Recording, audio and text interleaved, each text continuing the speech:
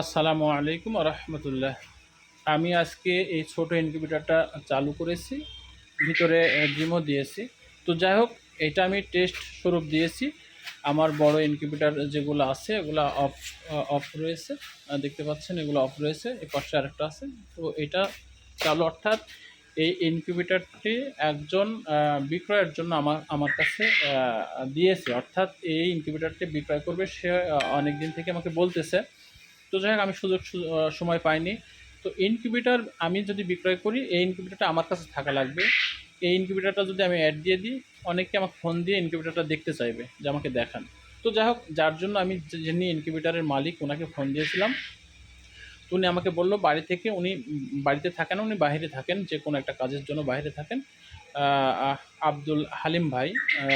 তো যাই হোক, তো উনি ওনাকে আমি বললাম সব কিছু, তো বললো তাহলে এসে নিয়ে যান। তো আমি নিজেই ভ্যান নিয়ে আমি নিয়ে আসছি। তো আনার পরে যেটা হয়েছে, আমি তৎক্ষণাৎ তাকে বলেছি পিছনের যে পার্টিশন আছে, পার্টিশনটা খুলে গিয়েছে, পিছন থেকে খুলে গিয়েছে, অর্থাৎ পানি পড়ে পড়ে পচে গিয়েছে। তারপরে আমার এই সাইডের পার্টিশনগুলা খুলে গিয়েছে, অর্থাৎ এই ইনকিউবেটরটা বেচার অনুপযোগী। কেউ দেখলে এটা নেবে না, আর এটা দেওয়াও যাবে না। যে পিছনের ইনকিউবেটর ভিতরে পার্টিশন, যেটা এই কাঠগুলা পার্টিক্সগুলো পচে গেছে। তো যাই হোক, এটা নিয়ে আসার পরে যেভাবে হোক আমি এখন দেখাতে পারতেছি না, নিচে একটু দেখার চেষ্টা করবেন। আমি গ্যাটিজ মেরে, বিভিন্ন গ্যাটিজ মেরে, পিছনেও গ্যাটিজ মেরেছি অনেকটা, প্রায় একদিন লেগেছে। পিছনের গ্যাটিজগুলো ঠিক করেছি, করে কোনো রকম এই ঢোপটা চলার মতো করেছি। যাই হোক, পরবর্তীতে আমি ভিতরের যে ওয়ারিংয়ের কাজগুলো সব ছেঁড়া ছেঁড়া ছিল, লাগানোর পরে ইনকিউবেটর চালু হচ্ছে না, অর্থাৎ চালু হচ্ছে, কন্ট্রোলার চালু হচ্ছে। এই যে এই কন্ট্রোলারটা ওনার ছিল, বোতামগুলো দেখেন, বোতাম একটা ভালো নাই, সেই সাথে ইনকিউবেটরের কন্ট্রোলার চালু হচ্ছে, কিন্তু হিট ওয়ানের বাল্ব জ্বলতেছে না, হিট টু জ্বলতেছে। তো আমি হিট ওয়ানের বাল্ব কানেকশনগুলো, ওয়ারিংগুলো সমস্যা হতে পারে সেটাও দেখেছি, কিন্তু সমস্যা নয়। কন্ট্রোলারের ভিতর থেকে হিট ওয়ানের কোনো যে তাপমাত্রা আউট করবে, এটা আউট করতেছে না, অর্থাৎ এই কন্ট্রোলারটাই নষ্ট।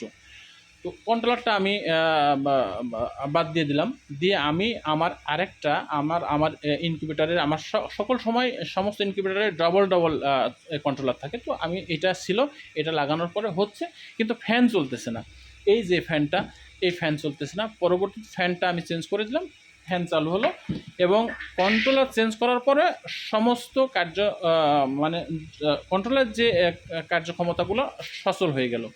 তারপরে দেখতে পাচ্ছি যে আমি চেক করার জন্য তার এই যে এসি যে ফ্যান থাকে, ওভারহিটগুলো বাহির করে দেওয়ার জন্য এসি ফ্যানটাও নষ্ট। এটাও আমি আবার এক্সট্রা থাকে, আমি আবার এক্সট্রা আমার ছিল না, আমি আমার বড় ইনকিউবেটার থেকে খুলে এটা লাগালাম। অর্থাৎ এই ইনকিউবেটারের বিক্রয়ের মতো কি থাকলো তার। আমি এর জন্য ভিডিওটা করা, যেহেতু বাইরে থাকে, এই ইনকিউবেটারটা নিয়ে আসার পর একজনকে যে বিক্রয় করব, ঠিক আছে, তার পেছনের যে পার্টিশনগুলো ছিল, যে পার্টিক্সগুলো ছিল, এগুলো আমি যেভাবে হোক আমি চলার মতো করেছিলাম, গ্যাটিস মেরে মেরে চলার মতো করেছিলাম। কিন্তু কন্ট্রোলারের যে শুধু এই কন্ট্রোলারের টার্নিং ছাড়া, টার্নিংয়ের অবস্থা ভালো না, টার্নিং জং ধরে একেবারে অবস্থা খারাপ। টার্নিং ছাড়া এই ইনকিউবেটারের সকল কিছুই অকেজ। এগুলো সকল কিছু সচল করার জন্য আমি কন্ট্রোলার এখানে দিয়ে টেস্ট করেছি, এটা আমি দিয়েছি, তার কন্ট্রোলার এটা নষ্ট, তার যে ফ্যান থাকে একটা চরকি ফ্যান নষ্ট, এসি ফ্যান নষ্ট, তো এইগুলোই তো থাকে। তো এই হচ্ছে, এর জন্য আমি ভিডিওটা করলাম। তো যাই হোক, এখন সচল হয়েছে, এখন ইনকিউবেটার সচল হয়েছে, কিন্তু সচল হলে তো একটু বিক্রয়যোগ্য হলো না। কারণ এই ইনকিউবেটারটা কয় টাকা দাম আসতে পারে। আমি টেস্ট করার লাগে আমি কন্ট্রোলার দিলাম, এসি ফ্যান দিলাম, তারপরে কুলিং ফ্যান দিলাম, বাইরের যে কাজগুলো করেছি সকলে কিছু করেছি। তো যাই হোক, আমি এই ভিডিওটা করে রাখলাম। আমি ওই ভাই পরবর্তীতে আমি তাকে দেখাবো, যার জন্য। সকলেই ভালো থাকবেন, সুস্থ থাকবেন। আসসালামু আলাইকুম রহমতুল্লাহ।